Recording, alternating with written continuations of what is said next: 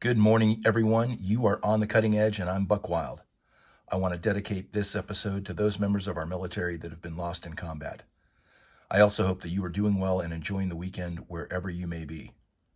Before we get to the headlines, just remember, always do your own research, draw your own conclusions. Now let's get to the news. This first story is from Breitbart. Yes, first it was COVID-19, then the supply chain, then it was Putin's fault. Now the New York Times blames high gas prices on you. Yes, you. You're not buying electric vehicles and you're wasting gas on a selfish vacation. So you're the problem, not the horrible energy policies of the Brandon administration. From Zero Hedge, there was a graduation party in an apartment complex, and a tenant drove fast through the complex and was chastised by some of the students that were celebrating. So this person got mad and decided they were going to grab their weapon and they were going to open fire on these students.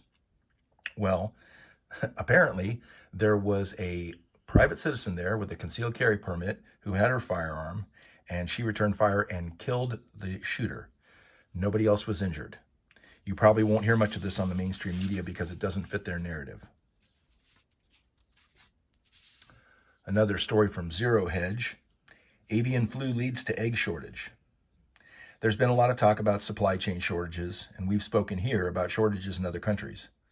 A potential wheat shortage is on the horizon, and now there's a shortage of eggs due to the avian flu. So get out there, folks. Stock up, get some supplies. Be prepared. From PJ Media, a record number of voters say that they are suffering financially under this administration.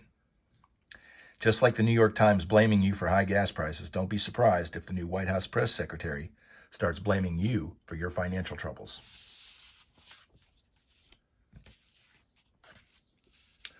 This story is from the Gateway Pundit.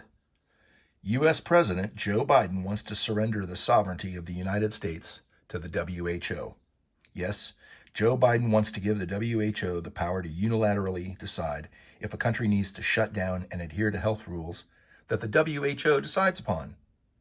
The citizens of that country, in this case USA, would have no say in the matter. What could go wrong?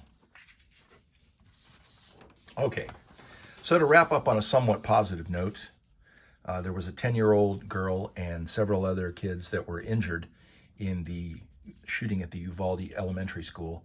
This 10-year-old has improved and she is being discharged from the hospital, and the other patients' conditions are improving as well. Folks, whatever side of the argument you fall on with regards to gun control, I don't think anybody is going to disagree that we need to do more to protect our children. There are 535 politicians in Washington, D.C. that get some of the best security on the planet every single frickin' day. We have in this country approximately 50 million school children, and how many of those kids get zero protection while they're in school every day? I'm just saying, folks, that we need to think about who's more important, the politicians or our children. We've been in a study of the book of Romans at my church, and it's a great book which gives the message that all people everywhere have free access to the riches of God's grace.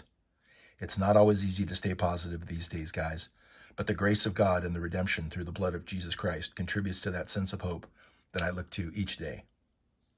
That's my 2 cents, folks. God bless you. Thank you for watching. Have a great day.